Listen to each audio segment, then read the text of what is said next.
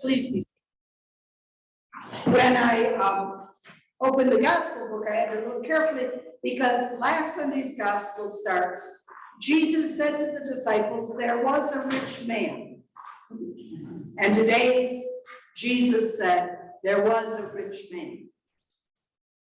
So if any of you ever hear someone that says, oh, Jesus didn't care or say anything about money, suggest they read the gospel.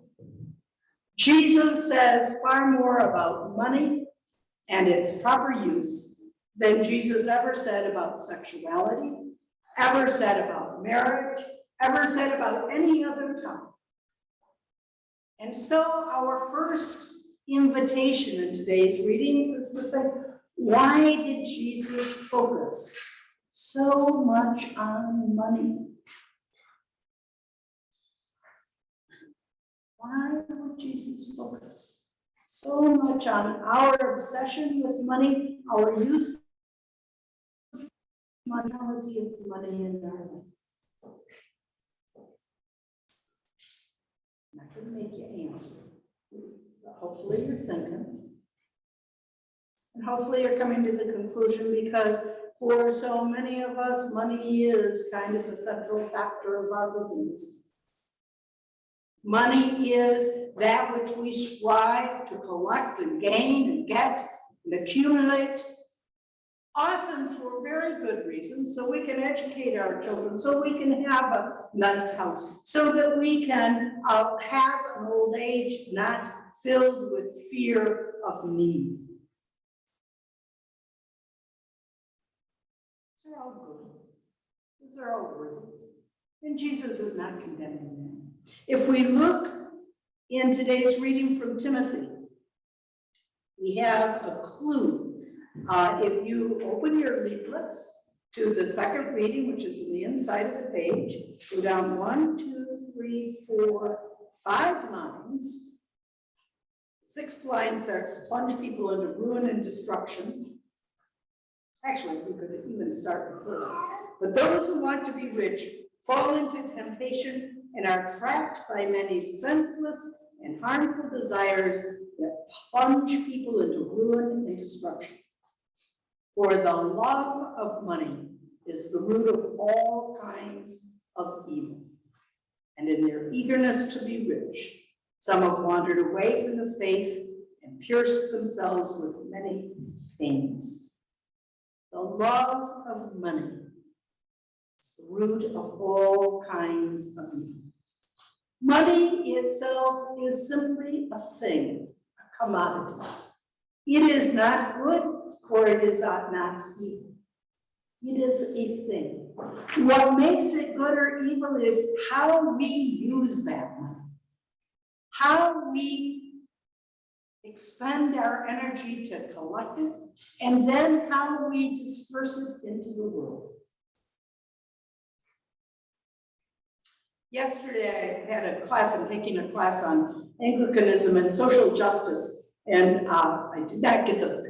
There were actually 2 books to read. The one I'm going to reference is about 500 pages. It's very interesting. It's called The Sum of Us. And it basically is presenting how racism has led to so much of our economic, the skewedness of so much of our economics. And it is a fascinating study. It's filled with stories of people and of how racism has been used to separate people so that instead of people banding together for the, they end up self-defeating themselves and others in a false narrative, believing that somehow to benefit someone else must mean I'm going to lose something. I would recommend pondering the book. If you have nothing better to do, or even if you have better things to do. But it is interesting in that it points out how business and wealth have banded together to present a narrative that too many of us believe, that somehow if we're to get ahead, someone else must suffer. Rather than if we work together, we all will get ahead. The love of money, the love of power, the power that comes with money, the misuse. Just this morning, I was reading a little bit of it. Some of you may remember all of the scandals with Wells Fargo Bank and their false presentations to people of the need for loans, and then selling them loans that were impossible to ever pay back, and that were way more higher interest rate than they would have qualified for on their own. Power and money all too often go together, and when not curbed by some greater power, lead us astray. In this story, we have a rich man who has a poor man sitting just outside his home. He walks by. He could have given a little bit to that rich man, to that poor man, Lazarus, anytime. Interesting aside, in the gospel, the poor man is named. His name is Lazarus. The rich man has no name. However, some of you may be thinking, wait, I heard the rich man was named Dives. Anybody ever hear that? Dives. And it turns out that Dives is the Latin word, or comes from the Latin word, or related to the Latin word for rich. And in medieval times, in translating the Bible, very patriarchal, hierarchical society, they felt the rich man had to have a name, and that so they ended up using Dives as his name, because heaven forbid a poor man would be named in the Bible and the rich man would lack a name. But Jesus is telling us in this story that how we use our money, how we expend our treasure in this life, will affect all of eternity, all of our life. And the gospel is somewhat complicated because we have Jesus telling the story, the parable, but then we also have overlaid the writer of Luke, who has overlaid some of the present tensions at the end of the first century of the church and its uncomfortableness with both the Jewish synagogue and hierarchy and with the Roman government. And so the reference, if they do not listen to Moses and the prophets, neither will they be convinced, even if someone rises from the dead. It's directly from the writer of Luke, that Moses and the prophets are the two sides of the Hebrew scripture of the Old Testament. The first 5 books are called the books of Moses. Most of the rest of the Hebrew scripture are the books of the prophets.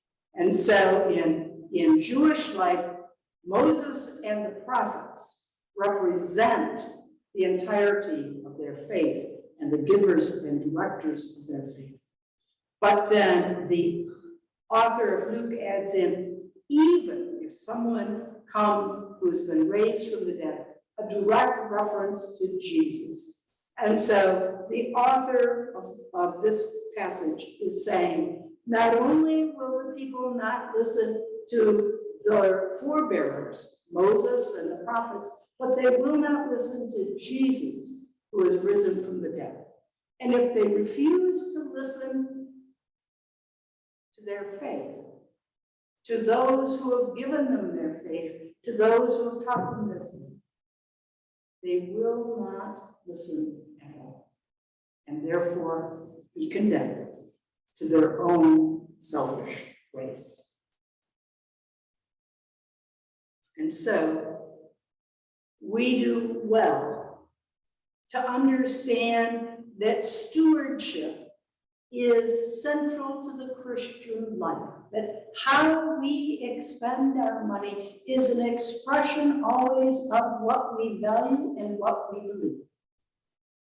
and that for all of us, it is good to look over our checkbooks, our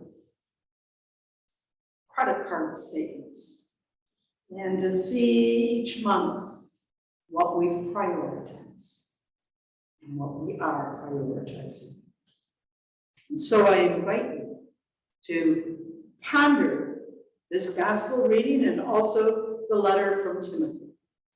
Both beautiful readings that do not condemn wealth or money, but do call us to responsible use of the same, and that it is an expression of our faith when we use our money in responsible ways that not only benefit ourselves, but help as well.